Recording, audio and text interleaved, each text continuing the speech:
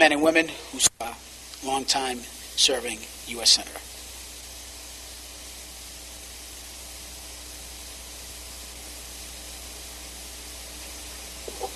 Thank you. Clerk will call the roll.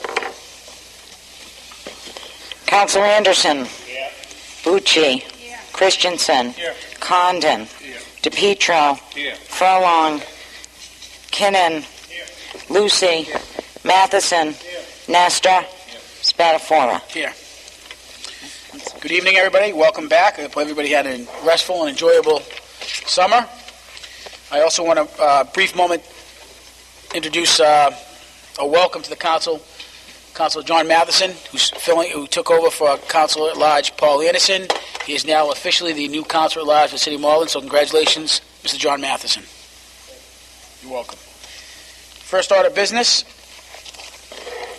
The minutes of the council meeting of June 30th and July 7th. On Councilor Gary Christensen's motion to approve. All those in favor? Aye. All those opposed?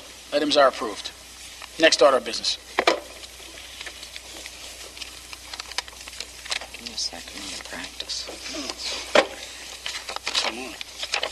Dear members of the council, under the provisions of law, I hereby appoint Francis A. Perry of 108 Waite Street, Malden, as a constable to serve process in the city of Malden effective August 21st, 2009, said term to expire August 21st, 2012. Very truly yours, Richard C. Howard, Mayor. Confirmation is not required. On Councilor Neil Kinnon's motion to place on file, all those in favor? Aye. All those opposed? Item is placed on file. Next order of business. Application for license to drive a taxi cab. Roque Eduardo, 15A Lisbon Street. Joseph Hyde, 142 Linden Ave, Everett. Samuel Butt, 24 Cleveland Street, Melrose. On Councilor Neil Anderson's motion to refer to license, all those in favor? Aye. All those opposed? Item is referred to license. The petition of National Grid for the installation of 2 4-inch conduits and wires from manhole A42 to numbers 34 to 38 Main Street. A hearing is required. This is a public meeting, so I'd like to declare this portion of the meeting open. Anybody wishing to speak in favor of the petition, please come forward and state your name, address for the record.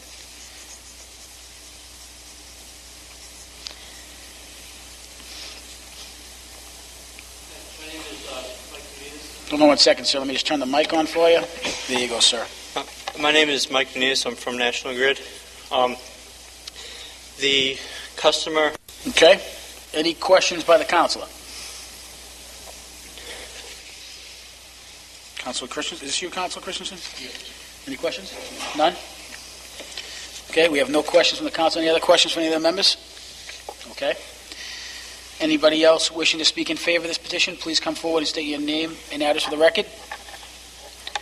Seeing none and hearing none, I deem that portion of the meeting closed.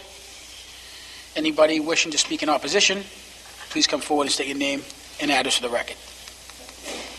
Bless you. Again, anybody speaking against the petition, please come forward and state your name and address for the record. Seeing none and hearing none, I did declare that portion of the meeting closed. So if there's no other further question, the Councilor Christian's motion to grant 33 Maplewood Street for a lodging house. Irish American Club, 177 West Street, 2 pool tables. Wash Depot, 333 Eastern Ave, renewal of a self-service permit. on Councilor Neil Anderson's motion to refer to license. All those in favor? Aye. All those opposed? Items are referred to license. Next order of business. Be it ordained that Section 9.40 of the revised ordinances of 1991 be further amended to exempt certain federal and state subsidized housing unit inspections. Councilor Condon. Councilor Condon? Thank you. Let me turn on your mic, Councilor. Summer session. Let's get back in the swing of things. Thank you, Mr. President. The purpose of this paper is to hopefully amend the previous paper worked on by the Ordinance Committee. It involves buildings like 59 Green Street, Heritage House, and 350 Charles Street, who are inspected by HUD, and they're really held to a pretty high standard, and hopefully the Ordinance Committee can add them to the already exempt Housing Authority buildings. So I'd like to refer it to Ordinance. Any questions for the sponsor? Okay, seeing none. On Councilor Condon's motion to refer to ordinance, all those in favor? Aye. Councilor, do you have a question? I'm sorry. All those opposed? Items referred to ordinance. Next order of business. Be hereby ordained that Section 3.35 of the revised ordinances of 1991 be amended to modify the application process for sign permits. Councilor Kinnon. Councilor, okay. On Councilor Kinnon's motion to refer to ordinance, all those in favor? Aye. All those opposed? Item is referred to ordinance. Next order of business. Be hereby ordained that Section 11.65 of the revised ordinances of 1991 be further amended to provide for quarterly water billing. Councilors Christensen, DePietro, and Matheson. Councilor Christensen, any of the sponsors? Councilor Christensen. Thanks, Mr. President. Real briefly, as the members recall, we took this issue up last year, but it was in the form of a resolve, so all the action we took really had no bearing on the outcome of the issue. But over the summer, I heard from some residents who still were interested in us looking back at whether or not this is an issue we should pursue, and if it is, what potentially could be the savings generated from going to quarterly. I know my counterpart from Ward 6, Councilor Kinnon, has generated some statistics, Thank you, Council President. I think we should all review and make sure that the Treasurer's Office can still follow up on the water leak situation as well. So when we do bring it into committee and you bring it out, that would be a main component that the citizens would be protected from getting excessive water bills due to leakage. So. Thank you. Thank you, Councilor. Councilor Kinnon? Yes, thank you, Mr. President. I just want to make it clear as to why I am opposed to this. Having said so that people wouldn't run into that, whereas if you get a monthly bill, you find out rather quickly because it hits you in the face. The other reason we went to it is it does have a significant hardship on people when many people live paycheck to paycheck, having to save it up quarterly. Oftentimes, money runs short, whereas they could budget better if it was monthly. And thirdly, there is no savings to this on the city side. It is cross-charged in the enterprise fund. We can go through the semantics of this, the exercise of the mathematics again. But indeed, if you looked only on the treasurer's line on the enterprise fund, and there are many more, that went up $45,000 in the current year for this water enterprise fund. And if we went back to the tape of the original presentation of the treasurer a few years ago, you would find out at that time that indeed the question was asked, would this cost the city any more money? And the answer at that time was unequivocally no. So I don't know where this potential idea that there's savings would come. The only way there'd be savings is if we reversed this to quarterly and then did not reduce the enterprise fund commensurately. So I just want to make that clear. That is why I will be voting no tonight and vote no in the committee. So thank you. Thank you, Councilor Kinnon. I have another light. I'm not sure which councilor it is. Councilor Matheson. Well, I've heard a resounding call from people that they prefer the quarterly billing, and we've only had the monthly billing for a short period of time. And also, it's my understanding that the savings would come in the form of saved postage from all the mailings that would go out to the people. So I don't understand why we wouldn't have any savings whatsoever. But I do know that there's a lot of support for the quarterly billing. Moreover, I think perhaps people with their quarterly bill may be able to still make installments. So it's not necessarily that they'd have to make all their payment in one quarterly lump sum. That's all I have to say. Thank you, Councilor. Any other questions? We are referring this to ordinance. So no other lights. On Councilor Christensen, DePietro, and Matheson's motion to refer to ordinance, all those in favor? Aye. All those opposed? It's two. Yeah, Karen? We have the count. Still referred to ordinance. The paper. Thank you, Mr. President. This is a paper that evolved out of the series of hearings that we had last spring and summer. Both the auditors and I think even members of the administration had discussed that this is an area we potentially might want to look at. Obviously, I don't foresee us being able to do anything in fiscal year 2010, 11, possibly 12, but never hurts to take a look at how the area is set up. It was told to us that other cities and towns do have, a setup such as the one mentioned here. And so what I did is, besides this paper, I also jotted down a series of other ideas that sprung from those meetings that we had that, basically we really should take a look at our financial ordinances and, see if we can incorporate any of the suggestions that came about from the spring and summer sessions that we had. Thank you. Thank you, Councilor. Any questions on paper? So on Councilor Christensen's motion to refer to ordinance, finance, on Councilor Christensen's motion to refer to finance, all those in favor? Aye. All those opposed? Item is referred to finance. Next order of business. Resolved that it is the sense of the City Council that the Ordinance Committee make recommendations for revision of the city's financial ordinances, including but not limited to schedules for reconciliation of cash receivables and accounts receivable provisions for rebidding the city's banking and auditing services, requirements for submission of quarterly financial reports and audits to the Finance Committee for review and public hearing, and documentation of the city's response to audit findings. Councilors Christensen and DePietro. Councilor, anyone? Councilor Christensen? It's just similar to what I said previously, Mr. President, just a review of our ordinances based upon, the hearings that we had last spring and summer, and see if we can incorporate any of the, the number of suggestions that were made, good suggestions by all the councilors at those hearings. Thank you. Any other question? So on Councilor Christensen's motion to refer to finance, all those in favor? Aye. All those opposed? Items referred to ordinance. Is that ordinance, Gary? So we could do ordinance and then refer it to finance. Okay. Based upon what we do. So on Councilor Christensen's motion to refer to ordinance, all those in favor? Aye. Items referred to ordinance. Next order of business. Resolved as the sense of the City Council that the Finance Committee review administrative practices to ensure the implementation of best management practices in the city's financial operations. Councilor Christensen, DePietro, and Kinnon. On Councilor Christensen, DePietro, and Kinnon's motion to refer to finance, all those in favor? Aye. All those opposed? Item is referred to finance.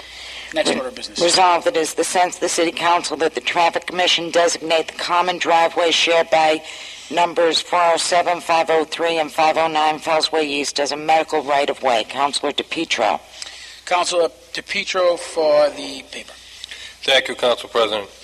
I asked that my colleagues support me in this. There is a medical issue, and it's a common driveway that's shared by three different dwellings.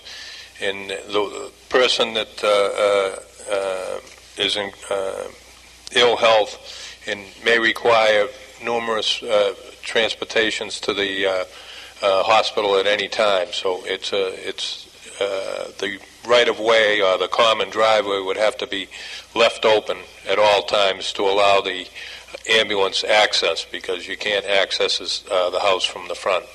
It's on the Fellsway. It's up a big steep hill with stairs, and basically that's how they access their house anyway. So it's a safety issue, and I appreciate it. My colleagues would support me in this. Any questions for the sponsor? Councilor Condon? Yeah, no, I don't have any problem supporting the council at all, but I'm kind of thrown by this number 407. 503 and 509, I think, are the first two houses there on the right side of... I'm not sure about this number, 407, I think. Yeah, I believe you're right. It might be... could be 507 would make more could be sense. I think it's a typo. Yeah, so, I mean, I have no trouble voting for this, certainly.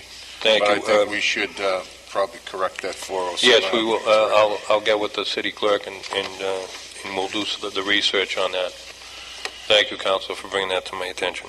Very good, Councilor Condon, using your skills as a former postman. The Public Safety Committee investigate establishing a citywide curfew for persons less than 17 years of age. Councilors Christensen, DePietro, and Kinnon. Councilor Christensen? For the paper. Be real brief, Mr. President. I don't want to steal too much of Councilor Kinnon's thunder, who's actually done some research in the past on this matter. But basically, this stemmed from the Neighborhood Crime Watch meeting that was put together by Councilor Furlong out of Ward 5.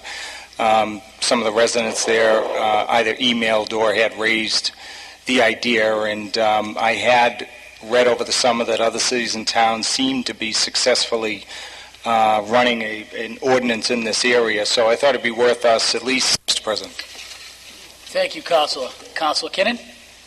Any other questions for the sponsors? Councilor Lucy. Thank you, Mr. President. I won't be supporting this tonight, nor would I support it if it comes out of committee. I think it's a reach to say the best to take citywide and say anyone under 17 there's a certain curfew. I think it'd be like a teacher-parent night when the teachers see the parents that you don't want to see, and the ones that you want to see, they're not there. So, I have a son, 16. He's right at this age. I think it's up to the parents to take a watch on their kids. I think it's penalizing a whole group of kids, for the sins of a few. So, I could never, as a parent and as a city council, I don't think it's up to the city council to make laws like this that where you're telling parents when they can and should have their kids home at night. So I wouldn't be able to support this. Any other questions? Second one. Councilor Paul DePietro. Just as a point of clarification, Council Lucy's comments are well taken, but this is just to put it out for study so we can take a look at it and see if it would be beneficial to the city, and that's the reason why I signed on to it. Yep, I see some lights, councilors. So you all set, Councilor DePietro? Yes. I'm just going to go right to left, councilors. I don't know which light went on first. So, Councilor Furlong. Thank you, Mr. President. One of the issues that were brought up at the public safety meeting was, the safety meeting for Ward 5, was if constitutionally you could put a curfew in place. So that's one of the issues that was brought up. So it wasn't that people are opposed to it, or it's constitutionally whether you can do that or not. So I'm right with the same age with Council Lucy, and I have no problem looking at this, but like Council Lucy just said, fortunately for me, my daughter and the group that she hangs around with, all AP students, all student athletes, all good kids. There's probably like 20 or 30 of them that hang around. And my analogy to Councilor Christensen when he asked me to sign on with this is, if they have a game or go to a game on a Tuesday or Friday night at 7:30 and the game gets over at 9 o'clock, and they want to go out and have a slice of pizza somewhere, I'm not going to turn around and tell them they can't go out. So that was my view on it, because I've had dealings with a lot of good kids, and I know this has to be looked at, because if you're looking at the trouble that's been out there lately, it's not the kids that are 16 years old and under. It's been the kids that are a little bit older, like the 19 to 20-year-old kids. If you've read the paper on the people that have really gotten in a lot of trouble. And that was my view on it, and that's basically, I have no problem looking at this. Like, it's just, for us to take a peek at, but that's my feeling on it. Thank you. Thank you, Councilor. Councilor Gary Christensen. Oh, I skip over you, Councilor? Councilor Paul Corning, excuse me. Yeah, thank you, Mr. President. I don't think it would hurt to discuss it, but I don't see myself supporting something like this. I think that as a council, I think we'd be over-governing, and I don't see myself supporting anything of this nature. And I look back as a youngster, and I'm glad I didn't have a curfew, and I'm okay. So, thank you. Thank you, Councilor. Councilor Gary Christensen. Yeah, I just want to assure the councilor at large, well, not him, I want to assure Adam, Lucy, and the Furlong girls, obviously, this is just a referral to committee. It's the first step of looking into something that was proposed by the residents that turned out at that Neighborhood Crime Watch meeting.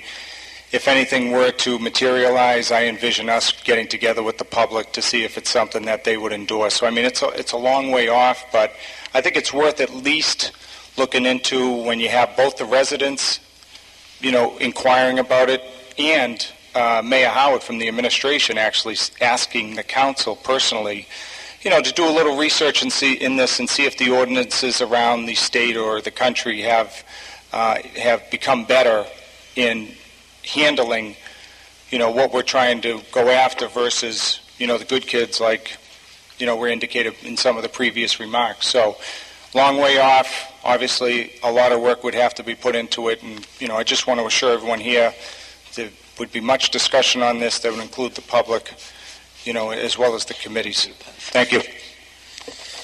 If the council doesn't mind, I'm going to skip out of order. Councilor Lucy would like to rebuttal, I believe. There was a very loud applause. I think it was probably the biggest applause of the night. So, I think if you go in and you ask and you get the public input, great. Ask the parents with the kids, 16, 15, the ones that would really affect.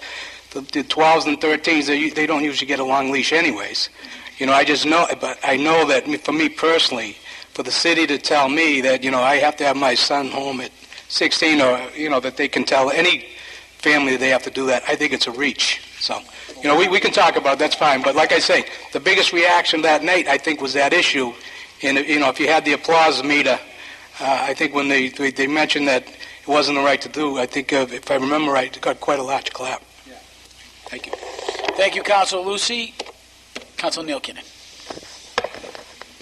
Yes, Mr. President.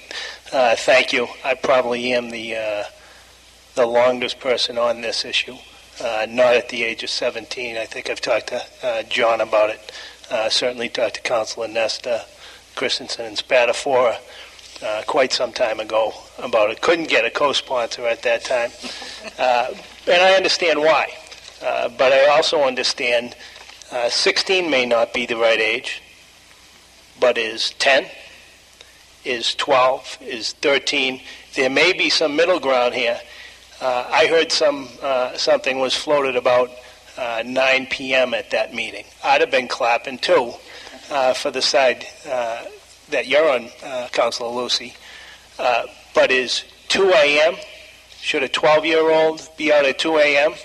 and us not do something about it? Should a 14-year-old be out at 2 a.m.? So I think the discussion is a good one to have. It's a good suggestion that has come out. One of the things that's mentioned is these incidents that happened, and I certainly have said this, were 18 and 19-year-olds. I can tell you some of the 18 and 19-year-olds that have done incidents in the last few years in my neighborhood, well known, had they been put on the right path when they were 12 to 14 or 15, instead of wandering the streets any hour of the night. And Councilor Lucy correctly points out, well, if the family does, that's correct. Most often, these people are devoid of real families, and they need our help desperately. So there may be some middle ground here for us to find a place to help them. It may not be with this, but it may give the police, in some instances, there's lots of ordinances we have, weeds and things like that, that never get enforced. But in case something needs to be enforced, it may give the police the ability to enforce it, and one more tool in dealing with people who are, for a lack of a better term, absentee parents of some of these young people who are headed in the wrong direction. So that's why I support it. I understand the Constitution issues. However, in 1998, the Supreme Court of the United States actually turned down a case on this issue. So I'm no constitutional lawyer. I think we may have one now. But I think that means that they say it's okay. The Supreme Court of Massachusetts, our Supreme Judicial Court, currently has the case of Lowell in front of them. So we may, before we even get out with anything on this, find out what their decision is, as that went in sometime in the spring. and Lowell has had this for about 10 years now. So, thank you. That's all. Thank you, Council. Any other questions or any input on this discussion? If I may, I'll be brief. If anything, this exercise, wherever this ordinance leads or the path it takes, it is obviously an outcome because of Councilor Furlong's meeting. Unfortunately, we had to have that because of what's happened in the city, a couple instances. But I think at least the discussion that we're looking to be a little bit proactive. All the council members up here are doing what we can to protect the citizens, no matter what age, what neighborhood for the city. So I think it's at least a good exercise to go down either pathway. So, Councilor Matheson. Is my light working over there, Council President? I didn't see it. I was facing that way. I apologize, Council. I just have a couple points to make about this. I think the only reason we're even discussing juvenile curfews is because there's a lot of inflamed passion about the recent crimes that just transpired here in Malden. I don't believe that most of Malden's problems are caused by juveniles. I think the parents and telling them which hours their children are allowed to walk around. You could narrowly tailor this law so that you have it a curfew that goes from, say, midnight to 6 a.m. It doesn't affect the ball game and things of that nature.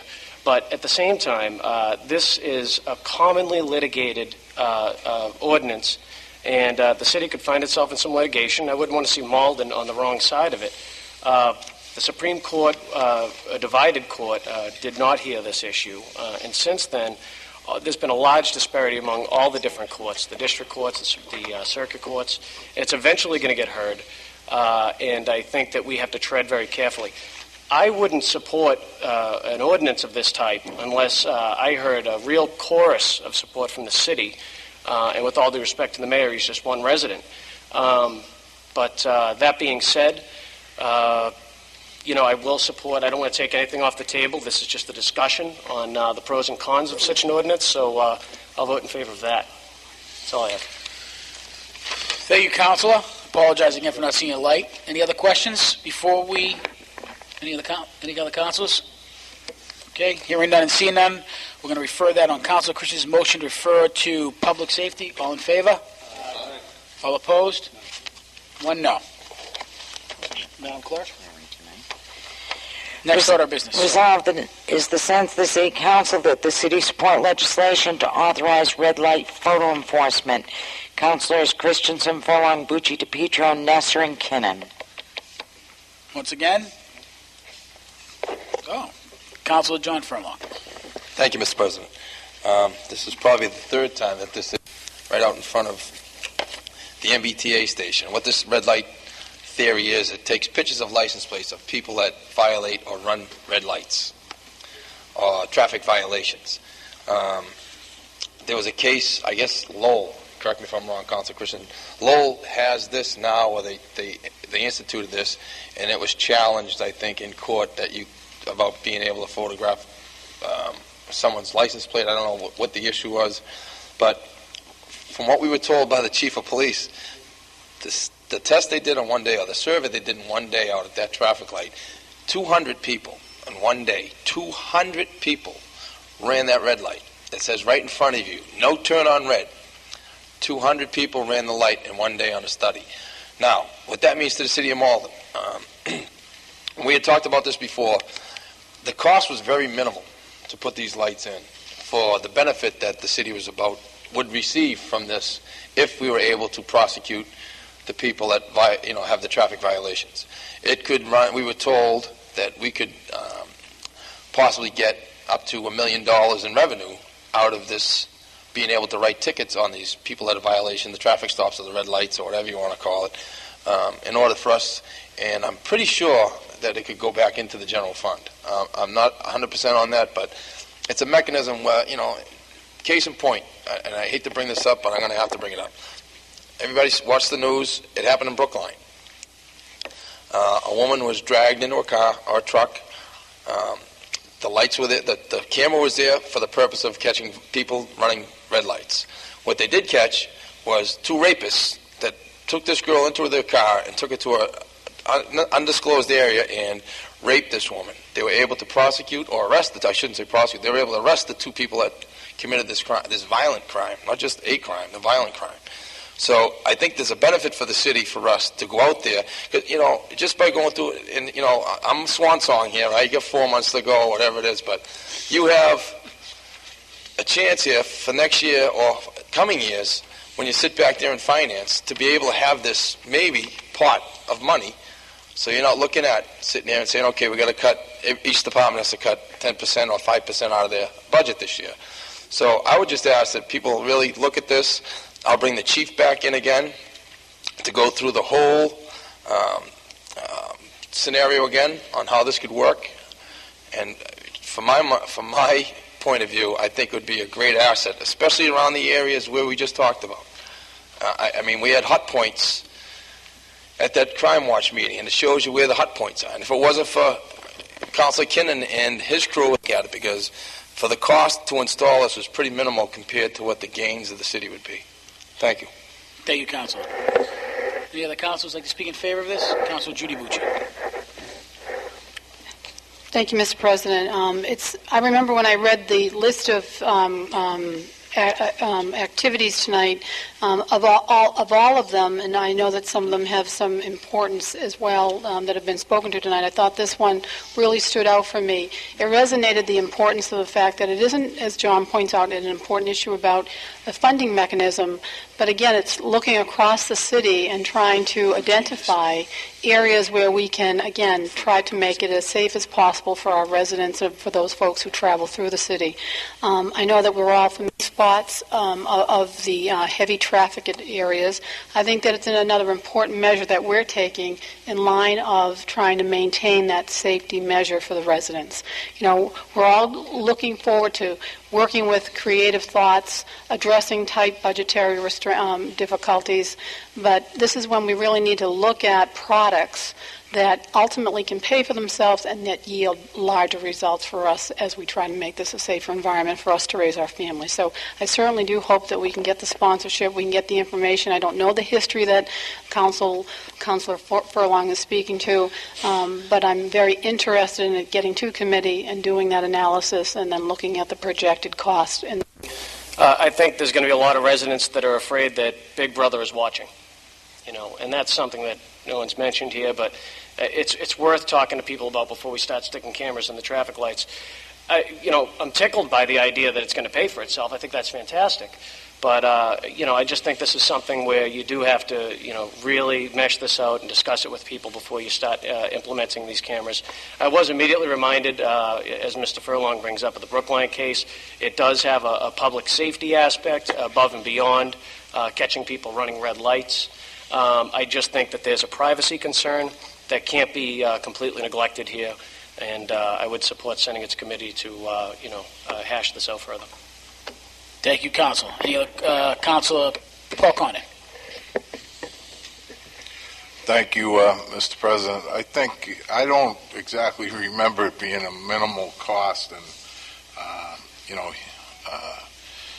I didn't think there was any real hard numbers tossed at that meeting last time.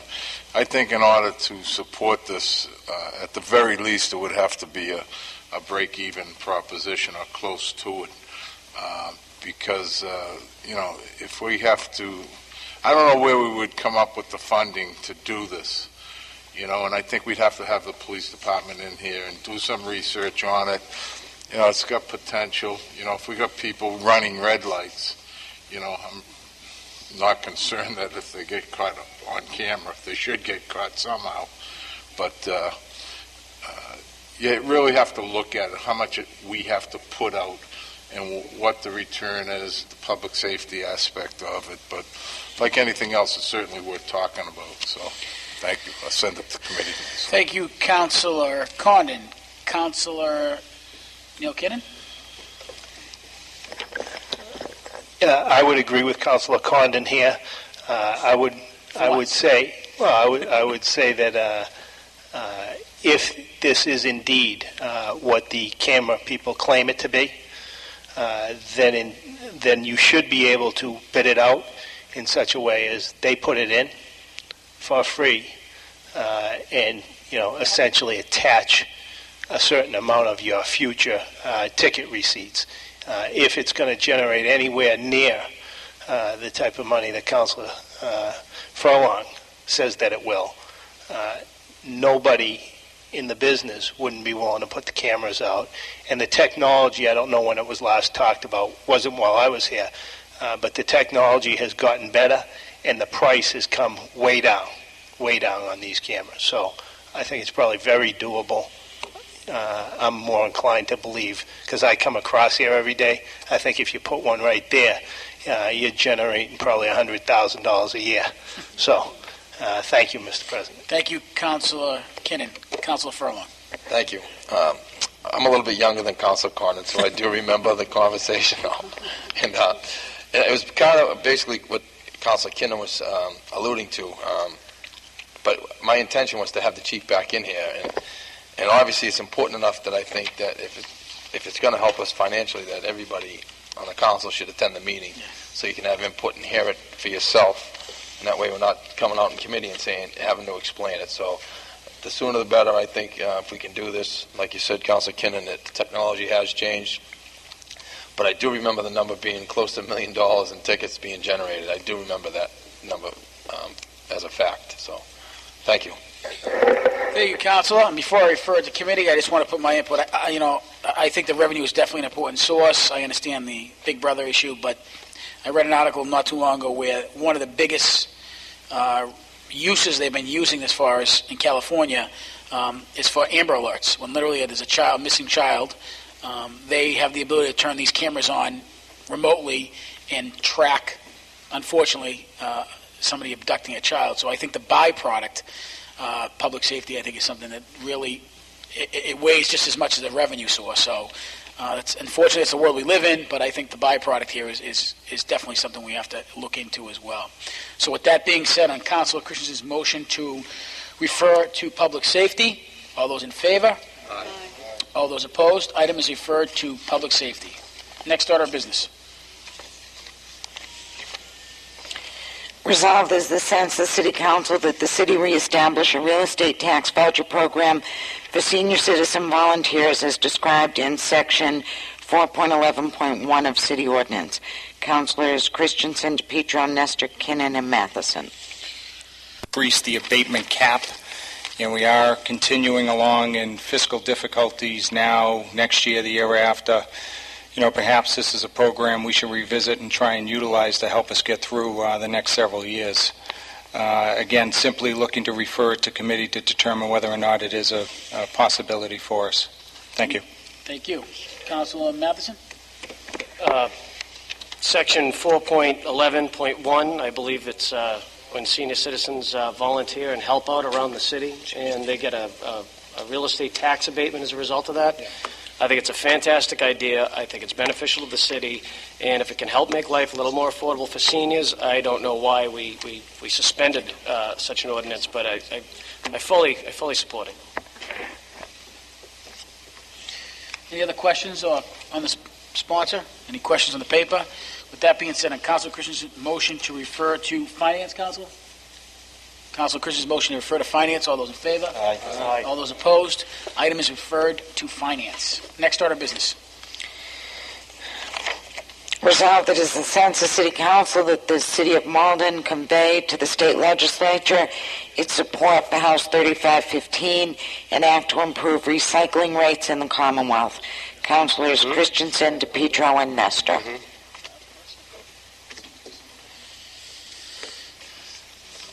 Any questions on the paper? Councilor Matheson.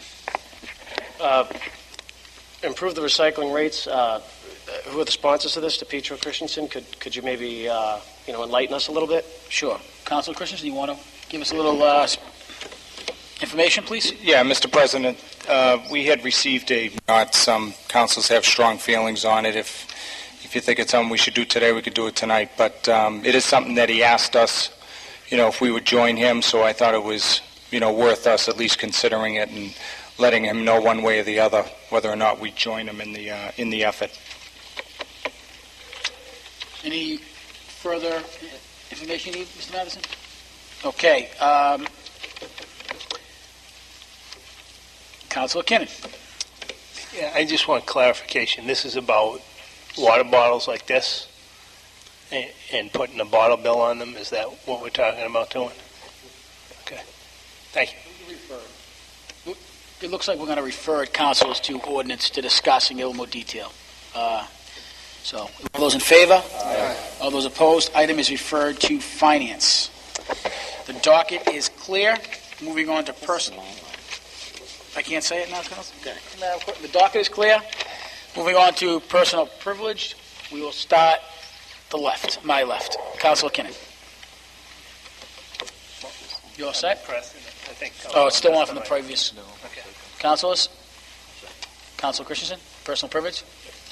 Councilor Christensen. Real briefly, Mr. President, I just want to let the members know the Charter Reform Ad Hoc Committee is going to have its initial meeting next Tuesday, September 8th.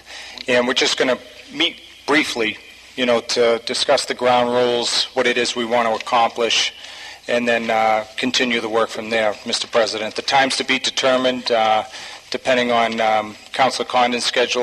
We were aiming for 5:30, but it looks like it might be closer to 6. And just for the members' edification, the members on that ad hoc committee are Councilor Condon, myself, and Councilor Kinnon. I do want to thank some residents over the summer, Mr. President, had emailed some suggestions on the areas that I think we're going to tackle. So the information was quite useful. I do want to thank them for their input. And then the second thing, Mr. President, I just want to let the neighborhood know we are having the annual Ward 1 Back to School Bowling Party on September 26th at 5 o'clock at Ryan Family Amusements, 11 Charles Street. Thank you. Thank you, Councilor. Councilor John Matheson. I would just like to briefly say it's an honor to be here, and I want to thank all the members of the council for making me feel so welcome. And I also want to add that I received a memorandum from the city regarding a helicopter flyover by National Grid tomorrow. It's going to be flying over Canal Street and Route 60 to determine the needs of its power lines. And I just mentioned this so that no one's unduly alarmed by a low hovering aircraft in Malden. Thank you. Thank you, Councilor. Moving to my right, Councilor Lucy? Councilor Paul DePietro. Thank you, Council President. I'd just like to wish all the residents of Malden a happy and restful Labor Day. It's well-deserved after working all year, and I hope everybody enjoys their time off. Thank you. Councilor Judy Bucci. Thank you, Mr. President. I just want to remind the Ward 8 residents that we will be having our third meeting with the Malden Police Department. It is scheduled tentatively for September 16th, which is a Wednesday evening. Again, it's to follow up the prior meetings that we've had to discuss the concerns they have regarding safety or other neighborhood issues that have come up. And what we're also going to try to do that evening is combine it with the annual, or actually we try to do them every 3 months, the residential meeting with residents to try to help me pull together our list of needs as we open up another session on the council and to continue talking about the ones that we are currently been working on. Thank you. Councilor John Furlong. Thank you, Mr. President. I'd just like to thank everybody that showed up for the safety meeting last week. I thought it went very well. I appreciated everybody's help. The Malden Police, fellow councils that showed up, the Malden News, Boston.com was there, the Malden Advocate, and the word got out pretty well. I relied on some people, and they did a great job for me. So thank you very much, and I appreciate everybody showing up. Thank you. Thank you, Councilor. And I also want to thank the Councilor and all the councilors who attended that meeting. It was a very informative meeting. I think the Malden Police did a great job. I think the residents were great, well-behaved, great attitude. I mean, considering the reason for having it, I think it was productive. I also want to thank the council. I hope everybody did enjoy their summer session. I want to remind the council next week, or the 15th, we will not be having a meeting. It's going to be the primary. And also, a little personal wish to myself that I get a full night's rest. For those who don't know, I had a baby my wife had the baby. August 19th, I have a baby girl named Camilla Spadafora. So I've been getting up every 2 hours. So I wish myself a full 6 hours tonight, hopefully. I want to give myself a little plug for this. So, Councilor Lucy, go ahead. I just feel the need to rebut that, Councilor, because, I know. First of all, the guy gets no sympathy, nor should they.